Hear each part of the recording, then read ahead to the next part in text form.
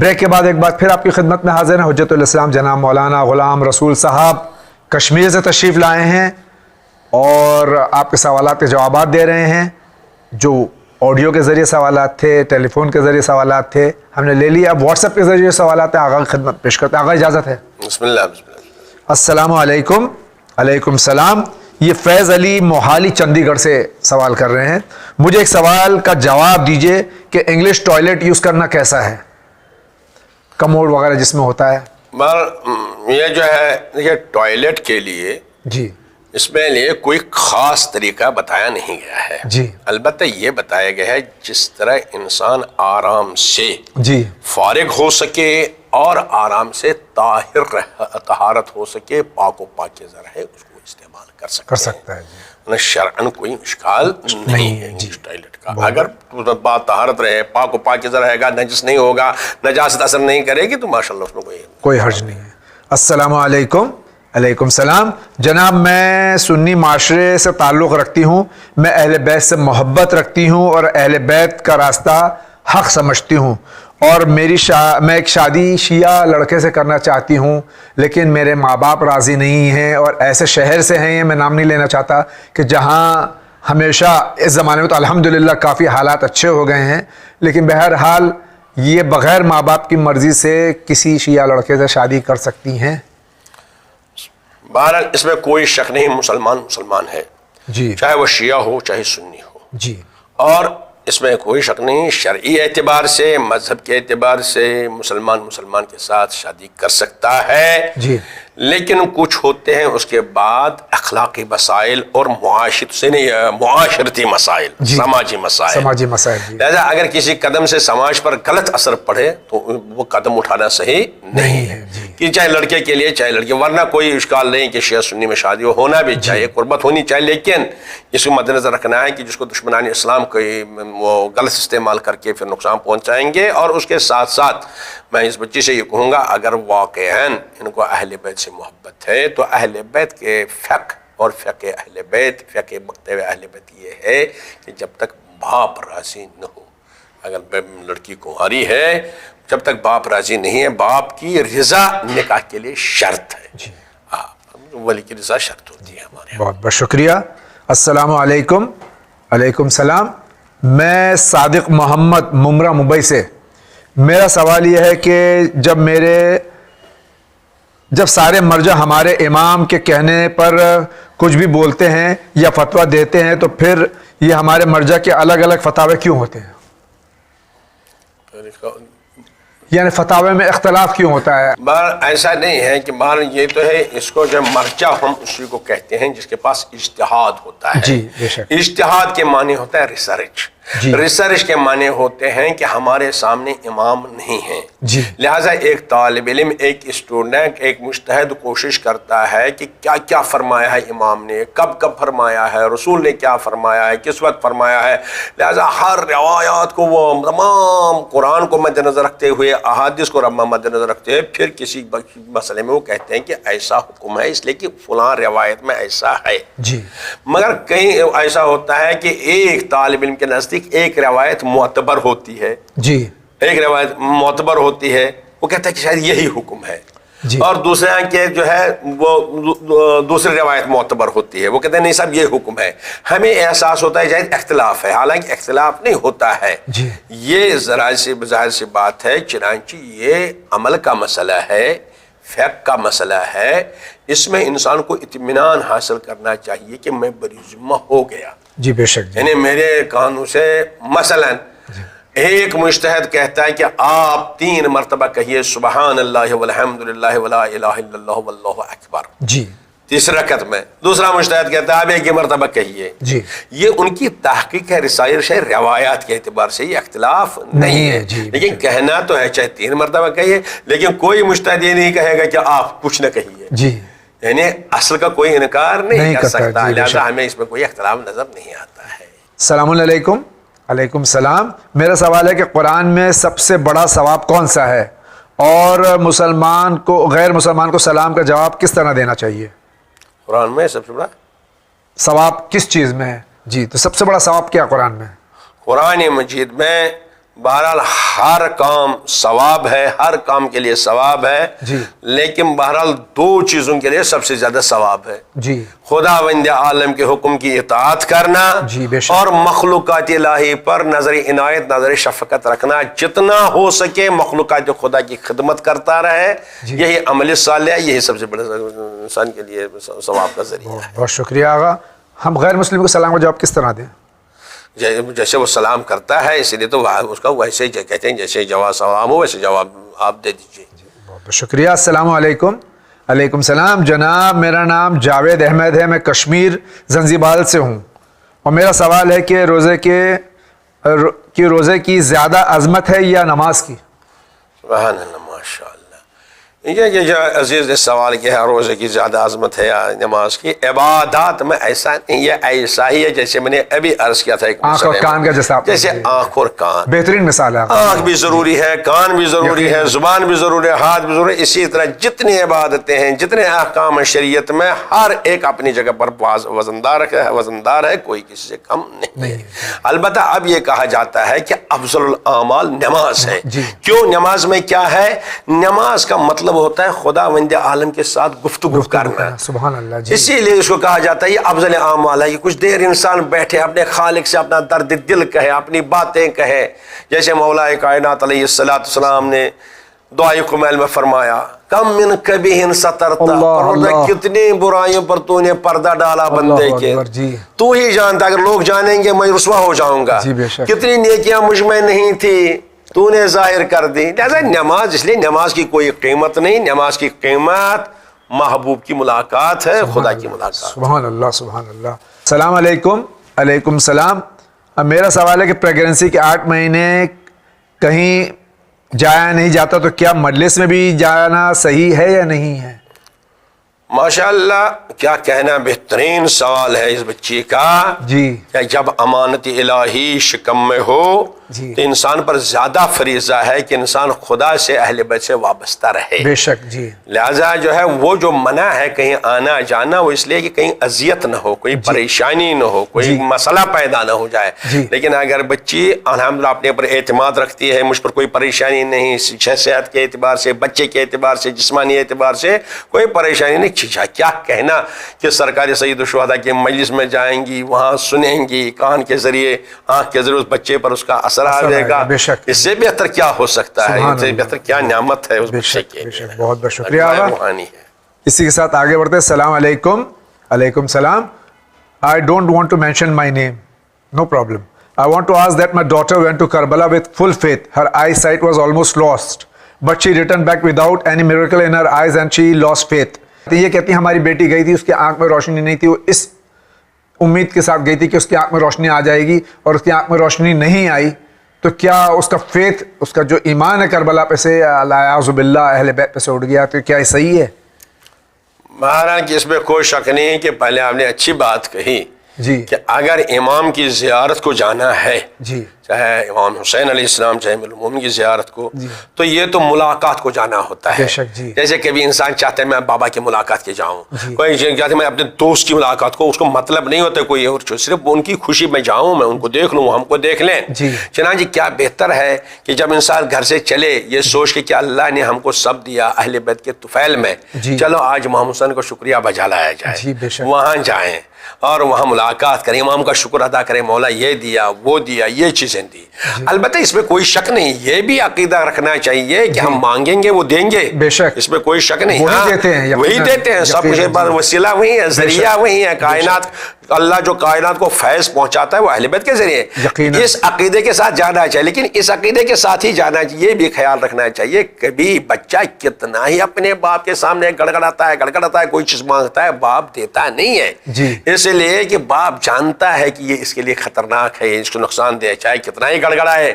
آپ نے دیکھا ہوگا ہم لوگ بچہ کتنا روئے، باپ دیتا نہیں، کوئی چیز دوسری دیتا ہے۔ اسی طرح اگر امام حسین نے، ہم ان کوئی چیز امام حسین کی بارگاہ میں لینے کے لیے گئے، مانگا، دیا نہیں، اس کا مطلب یہ نہیں کہ وہ ہم سے ناراض ہیں، وہ نہیں دیں گے، نہیں، وہ اس میں مصلحت نہیں سمجھتے ہیں۔ جی بے شک، ہماری مثال ایک بچے کی ہے، دودھ پیتے بچے کی ہے، ہمارا علم کہاں، ہماری نظر کہاں؟ قرآن مجید کہتا ہے ہمارے لیے کہ عسیٰ ان تحبوا شیئا وہو شر لکم، ممکن ہے تم کسی چیز کو پسند کرتے کرتے ہو تمہارے لیے شر اس کے لیے بہت کوشش کرتے ہو، وہ تمہارے لیے شر ہے، تمہارے لیے عذاب ہے۔ وہ آسان تکرہوا شیئا، کوئی چیز اس کو تم ناپسند کرتے ہو، جس کو تم اپنے سے دور کرنا چاہتے ہو، وہ تمہارے لیے بہتر خیر ہوتا ہے۔ جیسے ایک بچے کی مثال میں نے عرض کی، لہٰذا ایک بچی کو نا امید نہیں ہونا چاہیے۔ اگر امام نے یہ نہیں دیا کچھ اور ضرور دیں گے، امام علیہ السلام مایوس نہیں کریں گے، کیونکہ دربار حسینی سے کوئی مایوس نہیں ہوتا۔ بے شک۔ السلام علیکم۔ علیکم السلام۔ میں چینل ون اور آپ سب کی بہت بہت شکر گزار ہوں، مولا آپ سب کو سلامت رکھے، الہی آمین۔ میرا سوال یہ ہے کہ میں جانتی ہوں کہ میرے سسرال کا گھر کا کام کرنا میرا فرض ہے، پر کیا وہاں کے کارخانے کے غیر مسلم اور شرابی ورکرز کے برتن دھونا بھی میرا فرض ہے؟ بہرحال اس میں کوئی شک نہیں کہ اسلام نے ہر ایک کے حقوق کو معین کیا ہے، ہر ایک کے فرائض کو معین کیا ہے۔ اگر ہم دیکھیں گے کہ ایک بیوی جو شریک حیات ہوتی ہے، اس کے کیا فرائض ہیں، اس کی کیا ذمہ داری ہیں، یہ ایک تفصیلی موضوع ہے۔ حد یہ ہے کہ بہرحال اسلام کے اعتبار سے ایک مرد عورت کو کسی کام پر مجبور نہیں کر سکتا ہے، اپنی بیوی کو مجبور نہیں کر سکتا ہے کوئی کام کرنے پر، مگر جہاں اسلام نے یہ کہا کہ ایک مرد اپنی بیوی کو کسی کام کرنے پر مجبور نہیں کر سکتا ہے، وہیں اسلام نے کہا چنانچہ گھر بنانا ہے، بچوں کی پرورش کرنا ہے، گھر کی ترقی میں شامل ہے۔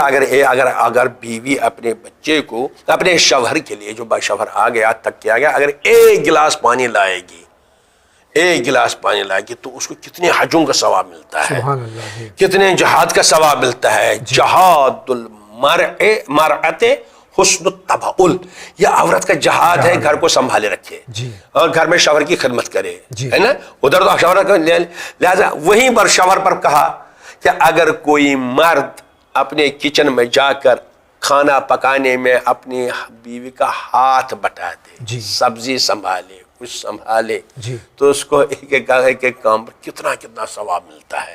میں نے کہا یہ تفصیل موضوع ہے، مجھے اشارہ کرنا، یہاں تفصیل کہاں عرض کر سکتا ہوں۔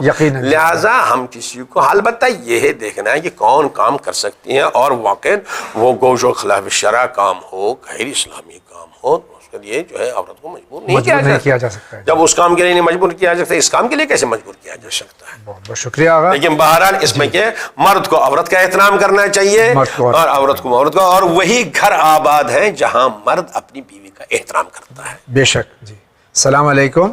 علیکم السلام۔ میرا نام شعیب عباس ہے، مظفر نگر، گاؤں میگا کھیڑی، اور ان کا سوال یہ ہے کہ اگر میں غسل جنابت کی حالت میں ہوں اور مردے کو غسل دوں تو کیا اس حالت میں مجھے غسل جنابت لینا پڑے گی یا غسل مس میت؟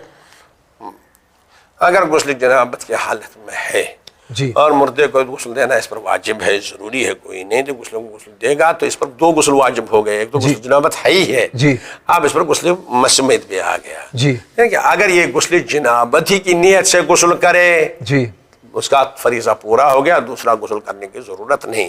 اور اگر غسل کرتے وقت غسلے کے لیکن دونوں نیت کرے، غسل جنابت غسل مس میت کرتا ہوں، واجب قربت اللہ، تو مکمل ہو جائے گا، دو غسل کرنے کی ضرورت نہیں، ایک ہی غسل میں دونوں نیت کر سکتا ہے، ایک ہی غسل میں دونوں کی نیت کر سکتا ہے۔ مجھے سہم امام کی کچھ رقم دینا تھا اور اس کو میں نے قسطوں میں جمع کیا تھا، لیکن اس کے بعد مجھے اس اماؤنٹ کی ضرورت پڑی، تو آیا اس اماؤنٹ کو بطور قرض استعمال کر سکتا ہوں؟ وہ بھی سامنے والے کو قرض دینا ہے۔ سید فصیح محمد، سید واڑہ جنر، پونا سے سوال ہے۔ اب حکم شرعی یہ ہے کہ سہم امام بہرحال امام کا حق ہوتا ہے، یہ امام کا حق ہے، جہاں اس زمانے میں نائب امام اس کے مالک ہوتے ہیں، مجتہد مرجع یا ان کے وکیل، اگر ان سے اجازت لے کے ہم کسی کو قرض دیں تو صحیح ہے، لیکن اگر ان کی اجازت کے بغیر ہم نے سہم امام کسی کو قرض دیا، گویا کہ ہم نے دوسرے کے مال میں تصرف کیا۔ لہذا جتنا جلد ہو سکے انسان اس تصرف سے بچے، اپنے کو محفوظ رکھے اور حق کو ادا کرے، خدا سے خدا کی بارگاہ میں استغفار کرے۔ السلام علیکم۔ علیکم السلام۔ ون چینل سے ہمیں بہت ساری چیزیں سیکھنے کو ملتی ہیں، خدا آپ سبھی کو سلامت رکھے، الہی آمین۔ بہت بہت شکریہ آپ کا۔ میرا سوال یہ ہے کہ میرے شوہر کی طبیعت خراب ہوئی تو میں نے فوراً اپنے دل میں عہد کیا کہ میں شوہر کی سلامتی کے لیے ایک روزہ رکھوں، ایک نظر کی انہوں نے، لیکن اب شوہر منع کر رہے ہیں، تو اس کا کوئی دوسرا طریقہ ہے کہ روزہ نہیں رکھ کے کچھ اور کروں گے؟ شوہر اجازت نہیں دے رہا روزہ رکھنے کی۔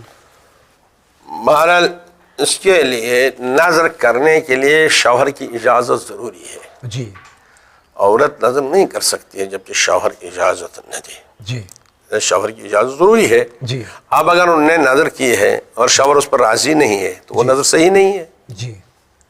تو اب ان کو یعنی توبہ کر لیں, استغفار کر لیں. اب استغفار کرنا ہے. اب شوہر کیوں منع کر رہا ہے؟ اگر وہ شوہر کیوں منع کر رہا ہے؟ پہلے شوہر کو منع نہیں کرنا چاہیے. روزہ اچھی چیز ہے, روزہ عبادت ہے. جی بے شک. جی.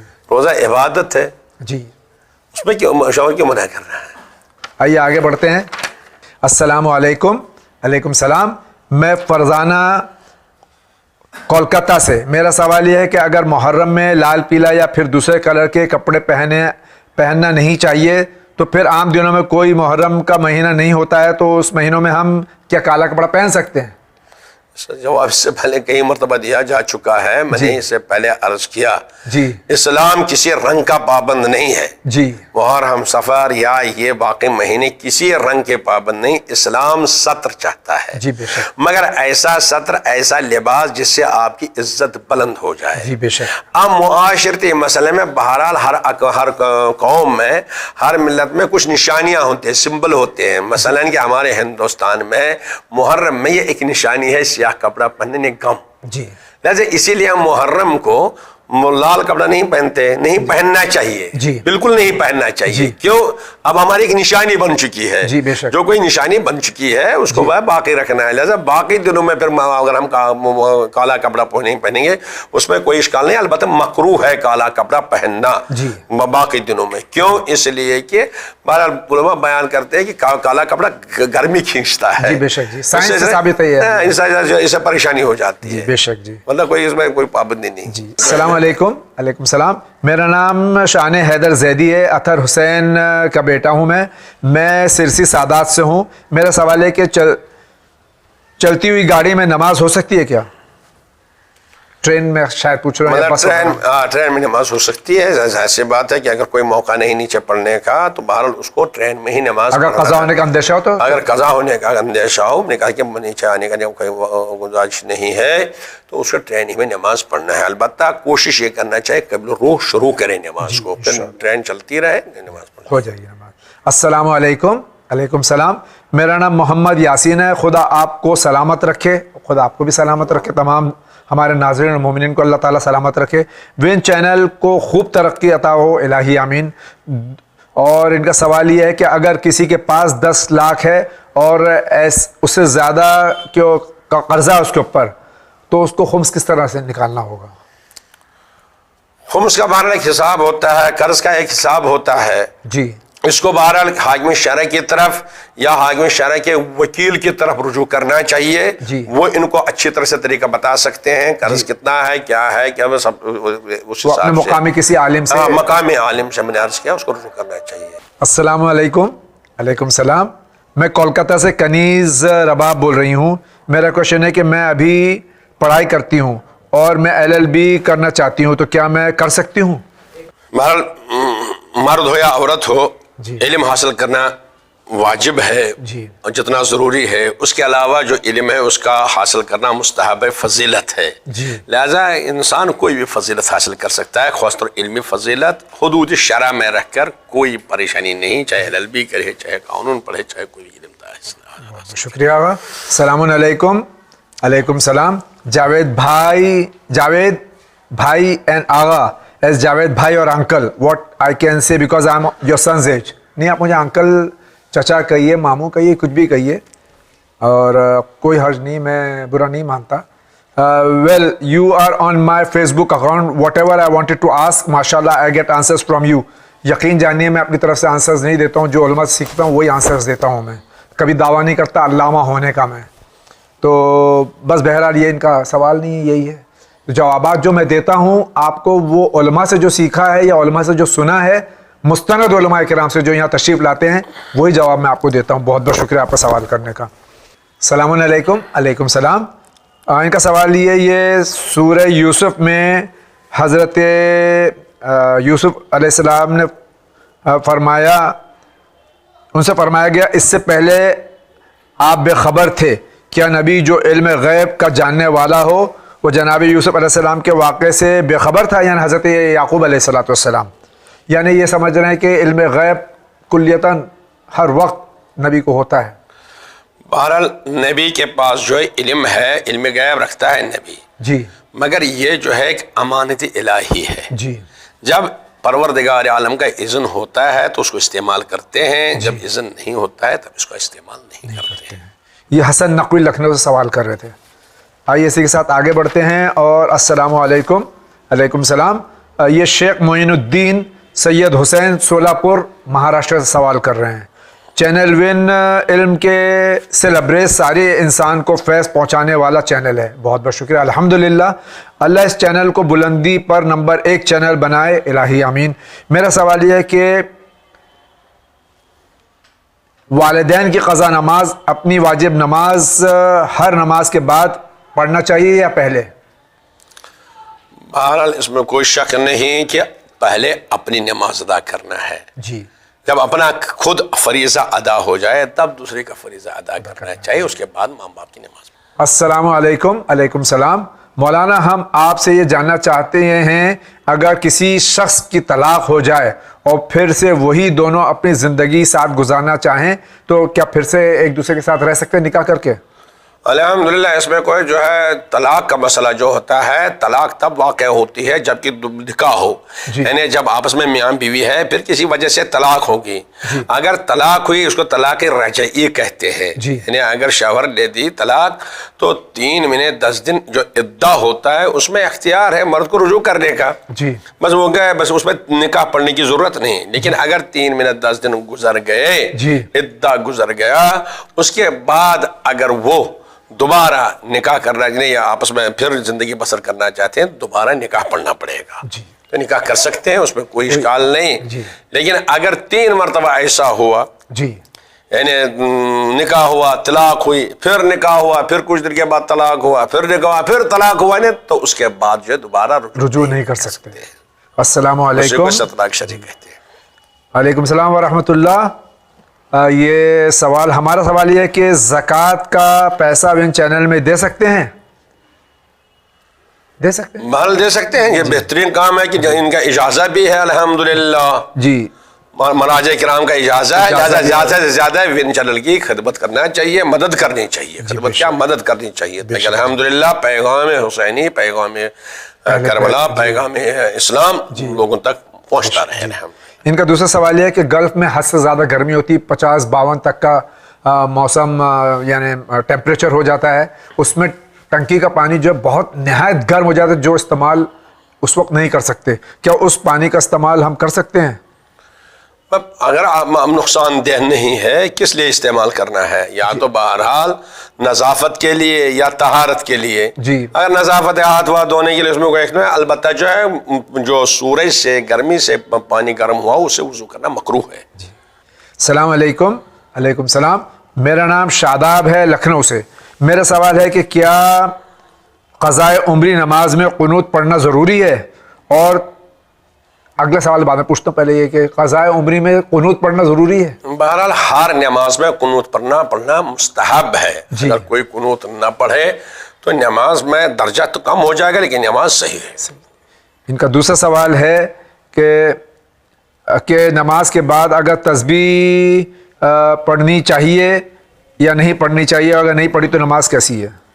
بہرحال امام صادق علیہ السلام کا ارشاد گرامی ہے کہ نماز کے بعد تسبیح فاطمۃ الزہرا سلام اللہ علیہا پڑھنا میرے نزدیک 1000 رکعت سنت نماز سے بہتر ہے. نہیں اتنا اس میں جو ہے ثواب ہے, بہتر ہے. لہذا بہتر کام, افضل کام کرنا چاہیے. اب اگر کسی کو موقع نہ ملے, فرصت نہ ہو, مجبوری ہو, تو بہرحال پڑھنا واجب نہیں ہے. بہت بہت شکریہ. السلام علیکم. علیکم السلام. میرا نام سید کاشف رضا نقوی ہے, میں غازی آباد یو پی سے ہوں. میرا سوال ہے کہ کربلا میں ہمارے 5ویں امام علیہ السلام بھی موجود تھے, تو یہ جاننا ہے کہ 5ویں امام بھی مدینے سے کربلا تک گئے تھے قافلے کے ساتھ, اور اس میں تفصیل ہے یا نہیں ہے؟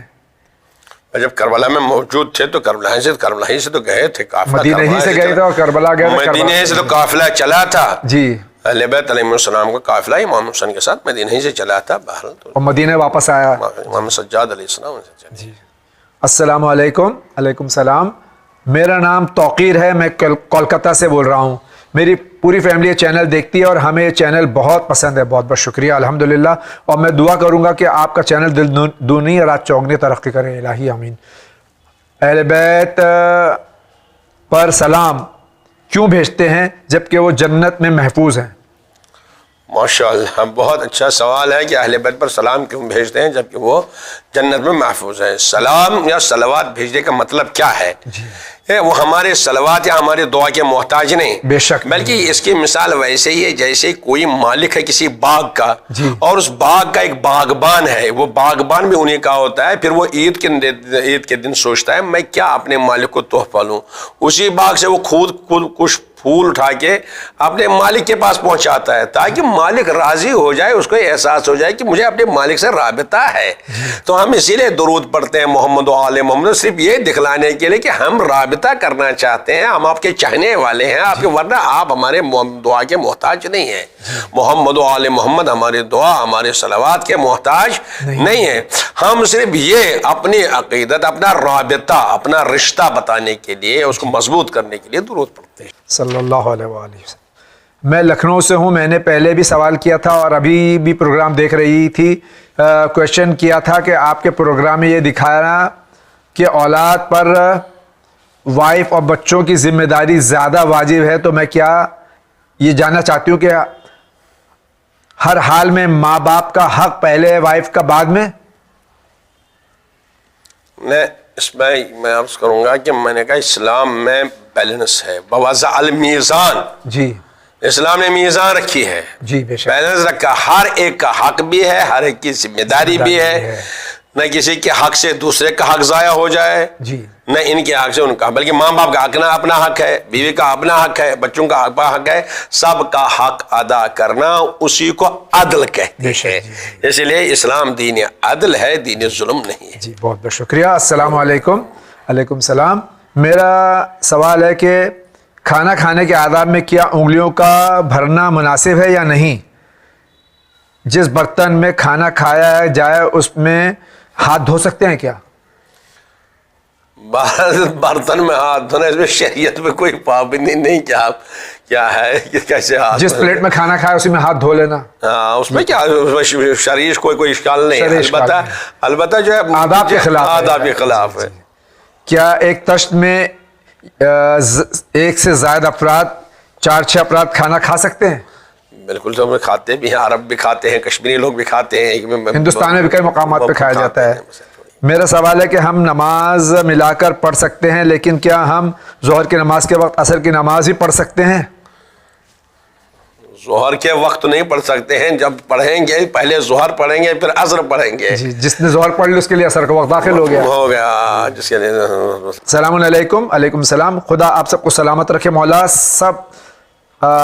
صاحب، میرا سوال یہ ہے کہ جیسے غیر مسلم میں زندگی کا لاس مقصد زندگی اور موت دونوں سے آزادی، اسی طرح ہمارے اسلامی زندگی کا آخری مقصد کیا ہے؟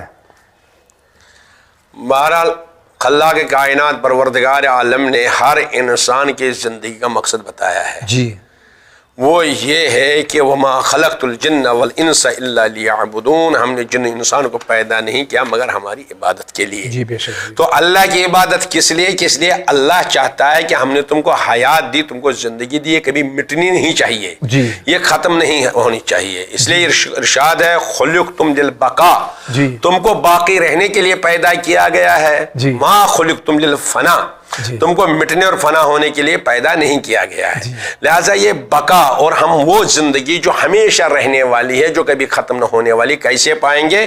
جب ہم اللہ کے صفات اپنے اندر پیدا کریں گے، وہ عبادت کے ذریعے وہی صفات اپنے اندر پیدا ہو جاتے ہیں، انسان اتنا روحانی طور مضبوط ہو جاتا ہے۔ اس لیے اللہ نے آواز دی حدیث قدسی میں، رب خداوند عالم نے آواز دی، عبدی اطعنی اجلک مثلی، اے میرے بندے تو میری اطاعت کرتا جا، میں تجھے اپنا جیسا بنا دوں گا، انا الحی الذی لا یموت، میں وہ زندہ ہوں جو کبھی نہیں مرے گا، تجھ کو بھی ایسا زندہ بناؤں گا کہ تو کبھی نہیں مرے گا۔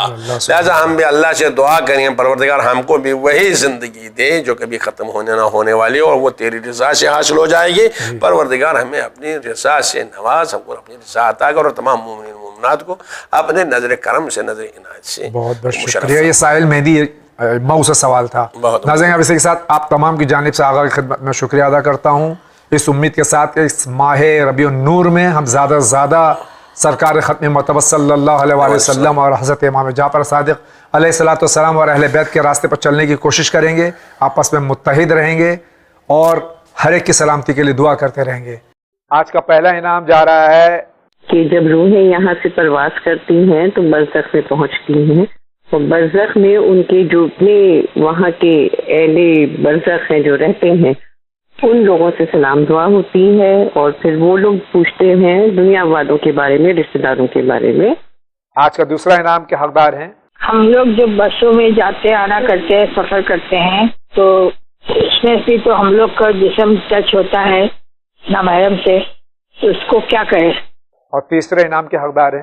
اب میرا سوال ہے کہ پریگننسی کے 8 مہینے کہیں جایا نہیں جاتا تو کیا مجلس میں بھی جانا صحیح ہے یا نہیں ہے؟ وآخر دعوانا ان الحمد للہ رب العالمین۔